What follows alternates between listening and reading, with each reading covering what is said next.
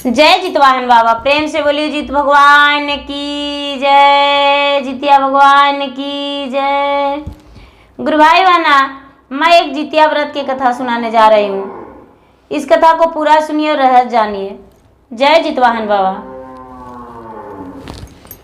गुरु भाई बहना, एक किसान थे और उनका 2 पुत्र था। वो किसान की जो पत्नी थी वो बहुत बड़ी पुजारी थी, भगवान की पूजा पाठ करते रहती थी और उनका मन में हमेशा ध्यान रहता था भगवान के बारे में और दूसरे के कुशल पूर्वक के बारे में। दूसरों के देखकर उनमें उनका मन में कोई ऐसा जलस नहीं था। दूसरों के देखकर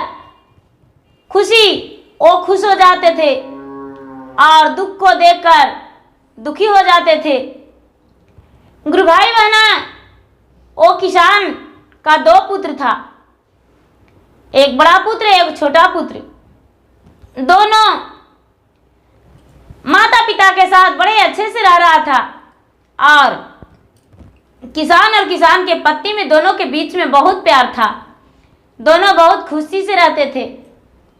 गुरु भाई बहना, धीरे धीरे उनका पुत्र बड़ा हो गया और बड़ा पुत्र का किसान विवाह कर दिए।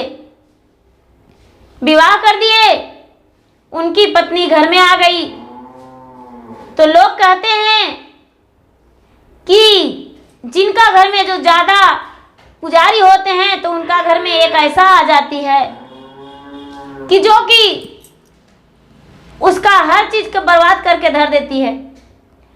तो बड़ी बहू जो आई वो इतना अधर्मी कि कोई पूजा पाठ, कोई साफ सफाई का कोशिश नहीं करती थी। जहां तक के कि गुरु भाई बहना, रसोई में जो खाना बनाती थी तो एक तरफ बनाती थी, एक तरफ खा लिया करती थी। सारा रसोई का भोजन जूठा कर देती थी। कभी कभी उसकी सास देखती तो डांट लगा देती, बहू इस प्रकार मत करो, बड़े बुजुर्गों का खाना है, इसमें देवी देवताओं का आस रहता है। किचन में तो, रसोई घर में तो लक्ष्मी माता की वास होती है, सरस्वती दुर्गा का वास होती है, इसलिए बेटी ऐसा मत करना। लेकिन कहां बड़ी बहू मानने वाली थी। गुरु बहना, वो तो और ज्यादा करती थी। सास के भी खाना दिया करती थी तो कोशिश करती थी कि इसका भोजन जूठा कर दूं। ससुर जी का भी खाना दिया करती थी तो वही करती थी। किसी के बारे में उसका कोई आत्मसम्मान नहीं था। गुरु भाई बहना, बड़ी बहू का 7 वर्ष विवाह का हो गया लेकिन एक भी संतान नहीं हुआ। अब छोटा बेटा भी बड़ा हो गया तो वो किसान अपने छोटे पुत्र का भी विवाह कर दिए और विवाह कर देने के बाद छोटा पुत्र की पत्नी आ गई। गुरु भाई बहना, जब छोटी बहू घर में आई तो बड़ी कुशल पूर्वक से रहती थी और बड़े साफ सफाई से घर में रहती थी। पूरा घर में प्रतिदिन सवेरे उठकर झाड़ू लगाती थी, स्नान करके पूजा पाठ किया करती थी और अपने माता पिता जो सास ससुर थे उनका प्रतिदिन सवेरे उठकर चरण छूती थी। अपने पति देव को ईश्वर समान मानती थी और सुबह उठकर वो चरण छूती थी। गुरु भाई बहना, वो बिल्कुल सास की तरह पूजा पाठ करने लगी और साफ सफाई भी करती थी। अब बड़ी बहू करे या ना करे, सास का कोई फर्क नहीं पड़ता था और बड़ी बहू जो थी अधिक उसका बिस्तर पर ही दिन जाता था। कोई मदद छोटी बहू को नहीं करती थी। गुरु भाई बहना, समय बीतता गया, समय बीतता गया। छोटी बहू गर्भवती रह गई। जब उनका अड़ोस पड़ोस के लोग जाने तो कहने लगे, अरे सुनते हैं तुम्हारा जो छोटी बहुरिया आई है वो गर्भवती है, माँ बनने वाली है। क्या तुम्हारी बड़ी बहू बांझ है? उसका कोई संतान नहीं? या तुम लोगों ने ऐसा की हो कि उसका इलाज नहीं करवाती हो? कोई स्थान पे देवी देवताओं का स्थान पे मन्नत नहीं करती हो? आखिर उसका संतान क्यों नहीं है? गुरु भाई बहना, गांव वालों के ताना सुन सुन के बेचारी सास थक जाती थी, लेकिन क्या कहती? बड़ी बहू के बारे में किसी से कुछ नहीं कहती और चुप हो जाती। धीरे धीरे समय बीतता गया, समय बीतता गया। 9वां महीना के बाद एक सुंदर पुत्र जन्म लिया छोटी बहू का। और जब छोटी बहू का पुत्र जन्म लिया तो किसान की बड़ी बहू का तो बहुत ज्यादा बीमारी हो गया। वो अब बिस्तर पर से उठती ही नहीं जल्दी और बार बार कहती कि मुझे तो तबीयत खराब है। लेकिन फिर भी किसान की छोटी बहू कुछ ही दिन के बाद रसोई का काम संभालने लगी और उसके सास भी हाथ बटा दिया करती।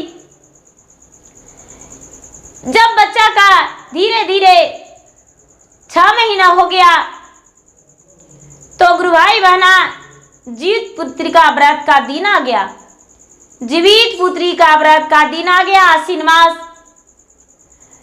आश्विन मास छठी दिन आ गया। जिस दिन 6 दिन कृष्ण पक्ष छठी होती है इसी दिन आ गया। तो सास कहती है कि बेटा घर में साफ सफाई कर दो, कल के दिन जितिया का नहाई खाई है और अच्छे से रसोई में भोजन बनाना। और तुम भी व्रत करोगी?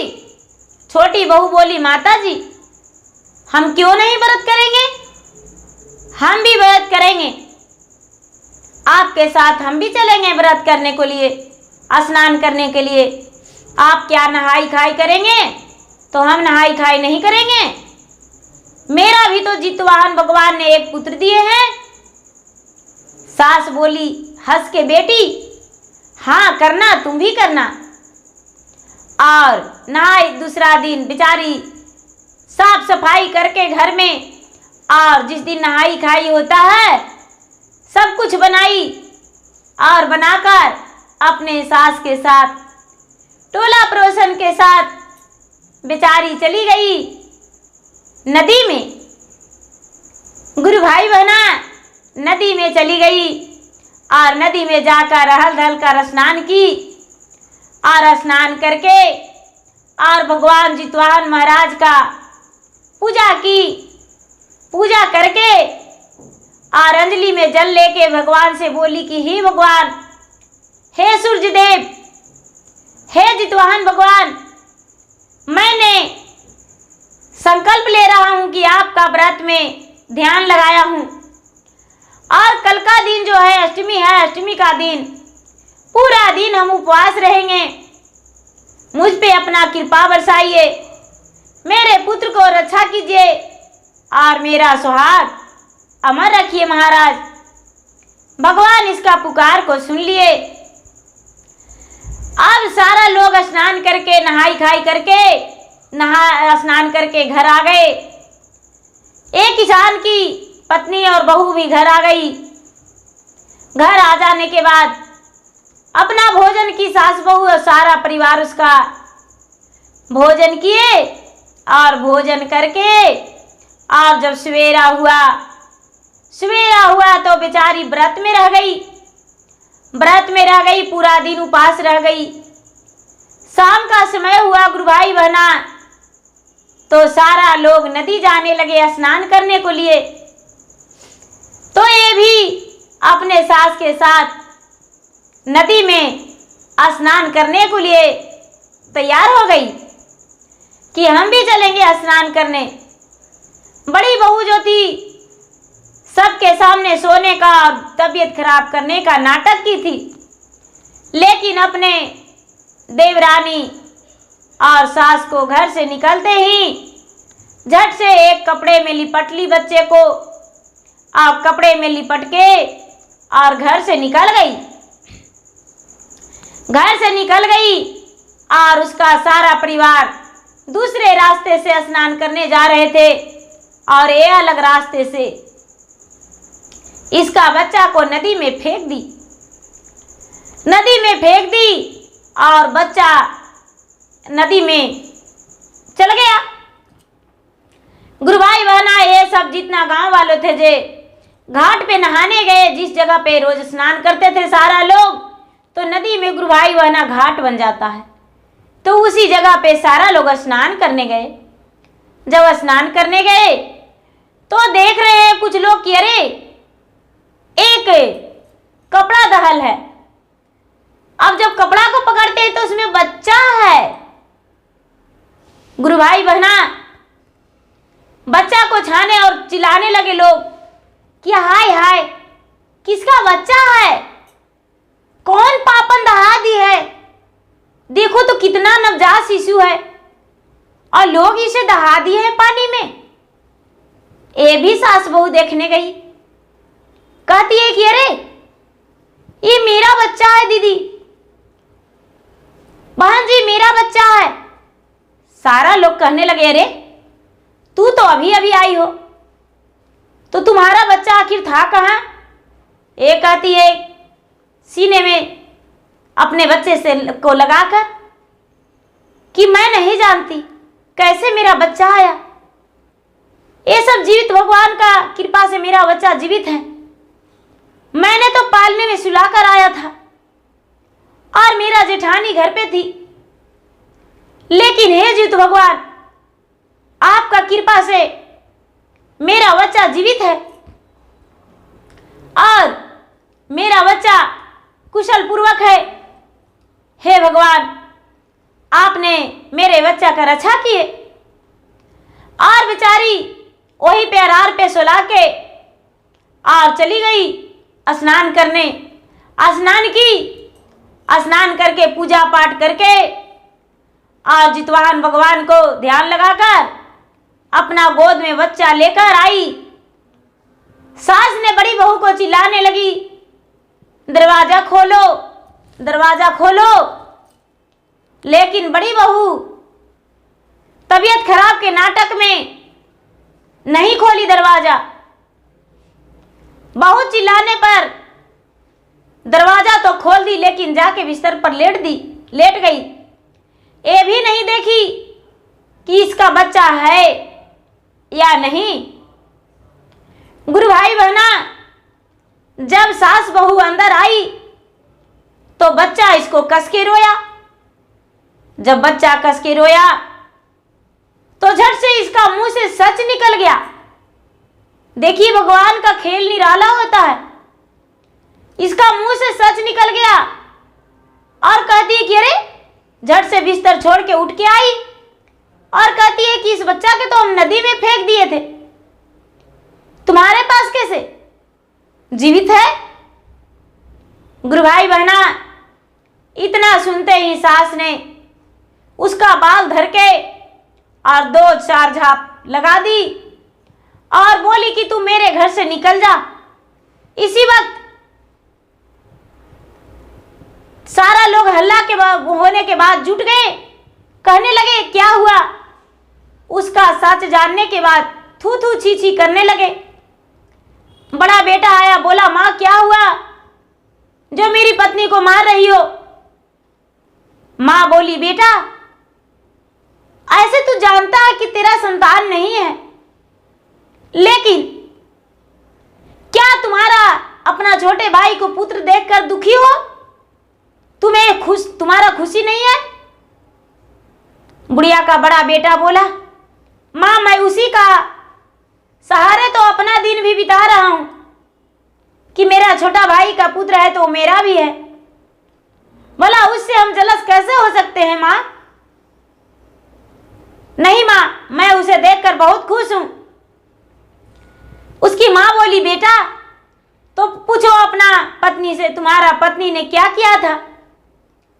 तुम्हारा पत्नी ने इस बच्चे को उठाकर और नदी में जाकर फेंक दिया था। मैंने जब सारा लोग स्नान करने गए तो कपड़ा में लपटा हुआ बच्चा छपला के आ रहा, जैसे कि फूलों के सेज पे है। उस तरह बच्चा पानी में नहीं डूबा। जितवाहन भगवान ने इसको छान लिए और मेरे पास जब बच्चा आया, देखे तो कहने लगे कि तो मेरा बच्चा है। सारा लोग चिल्लाने लगे। गुरु भाई बहना, उसका पति ने क्या किए कि उसका पिटाई शुरू कर दिए और कहने लगे कि कैसी तू अधर्मी और कुकर्मी हो, जो कि मेरा भाई का बच्चा का देख के तुम्हें रहा नहीं जा रहा है। अरे मैं तो ऐसा जानता, तेरा काला रूप, एक नागिन का रूप, तो मैं तो पहले ही दिन तुम्हें त्याग देता। मेरे घर से चली जा। गुरु भाई बहना, जो छोटी वाली बुढ़िया के बहू थी, हो अपने सास से, अपने जेठ से हाथ जोड़ के और विनती करके कहने लगी कि हे माता जी, हे जेठ जी, ये तो मेरी बड़ी बहन है, इसे मत निकालिए, क्योंकि जित भगवान ने मेरा पुत्र को जिया दिया है, और इसे मत निकालिए। इसका सजा ये है कि मेरे साथ ये भी पूजा पाठ करेंगे और देवी देवता का मानेंगे, अपने से बड़े को आदर सम्मान देंगे, जो कि इनका भी संतान हो जाए। गुरु भाई बहना, जो जेठानी थी, वो सबके सामने हाथ जोड़ के, सर झुका के और कहने लगी कि आप लोगों ने मुझे क्षमा कर दीजिए। आज दिन से हम कभी रसोई में ना तो जूठा भोजन करेंगे और नहीं आपके बिना कहे पूछे कोई गलत व्यवहार करेंगे। जो आप लोग कहेंगे वही हम करेंगे। गुरु भाई बहना, बड़ी बहू भी मान सम्मान करने लगी और सही से काम करने लगी। जब फिर से दोबारा जित्या व्रत आया तो छोटी बहू बोली अपने जेठानी को, दीदी हम लोग गंगा स्नान करने जा रहे हैं, आप क्या चलेंगे मेरे साथ? बड़ी बहू बोली, हाँ हाँ चलेंगे। और भी बड़ी बहू छोटी बहू के साथ, अपने सास के साथ, गांव वालों के साथ चली गई और अंजलि में जल फूल अक्षत लेकर भगवान के सामने कहती है कि भगवान मेरा गलतियों को क्षमा कर दीजिए और मेरा भी गोद भर दीजिए। मैंने जो भी गलती किया उसका प्रायश्चित कर रहा हूं और आपने मुझे बहुत दंड दिए, लेकिन आप मुझे क्षमा कर दीजिए। गुरु भाई बहना, भगवान ने उसका गलती को क्षमा कर दिए और उसका गोद भर दिए। उसका गोद भर दिए, उसका भी एक पुत्र हो गया। वो गर्भवती रह गई, उसका भी पुत्र हो गया, वो भी पुत्रवान हो गई और उसका समय अच्छा हो गया और सबके साथ अच्छे तरह से रहने लगी। कभी भी दोबारा ऐसा कोशिश नहीं की कि जिसमें उसका करनामे से किसी का अपमानित हो, और अपना देवरानी का बच्चा को अपना गोद की बच्चा की तरह उसे लाड प्यार देने लगी और देवरानी भी उसका बच्चा को उतना ही प्यार करती जितना अपना बच्चा को प्यार करती थी, उतना ही देवरानी जेठानी का बच्चा को भी प्यार करती थी। और सास, दोनों बहू, बेटा, ससुर, सारा परिवार मिलजुल कर रहने लगे और उनका घर में खुशियां ही खुशियां बढ़ गया। सारा लोग कहने लगे कि देखो, उसका घर में छोटी बहू आई तो घर संवर गया। छोटी बहू घर बुढ़नी नहीं, घर संवरनी थी। जैसा उसका छोटी बहू आई, यदि उसका घर जैसा सबके बहू आ जाए तो भला क्या कहना, सबके घर संवर जाए और सब लोग खुश रहने लगे। हे भगवान, जैसे मति बुद्धि आपने किसान की छोटी बहू को दिए, ठीक उसी प्रकार सबको ज्ञान दीजिए, अपना घर में सब परिवार के साथ खुश रहे और कोई किसी के कारण अपमानित ना सहना पड़े। गुरु भाई बहना, मेरा वीडियो अच्छा लगे तो मेरा वीडियो को लाइक कीजिए, शेयर कीजिए, सब्सक्राइब कीजिए। और मैं फेसबुक पे भी हूँ, मैं इंस्टाग्राम पे भी हूँ। मेरा फेसबुक पे फॉलो कीजिए, इंस्टाग्राम पे फॉलो कीजिए, लाइक कीजिए, शेयर कीजिए। धन्यवाद। जय चितवाहन बाबा।